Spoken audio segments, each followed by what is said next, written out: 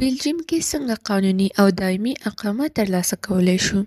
په بلجیم کې د اوسېدلو لپاره دا مهمه ده چې ته ویزه یا په قانوني ډول اقامه ولرې. کله چې تاسو ته ویزه یا اقامه درکول کېږي، تاسو ته شرطونه درکول کېږي چې باید یې پوره کړئ. دا شرطونه ښیي چې ته ولې بلجیم ته راغلی او څنګه به دلته ژوند کوې. د بیلګې په ډول که د کورنۍ غړي په توګه بلجیم ته راغلی یې، باید وښایې چې له خپل کورنۍ سره رښتینې او دوامداره اړیکه لرې او له هغوی سره اوسېږې.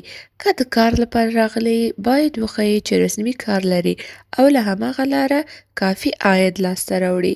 همدارنګه باید روغتیایي بیمه ولرې او داسې ځای کې اوسېږې چې د استوګنې لپاره مناسب وي. بلجیم ته د راتلو وروسته که دا شرطونه نور پوره نه کړې، د بیلګې په توګه بیکاره شې، جنایي جرم وکړې یا له خپل کورنۍ سره اړیکه ختمه کړې، نو د کډوالو اداره کولی شي ستا د اوسېدو اقامه ختمه کړي. خو دا پرېکړه ناڅاپي نه کېږي.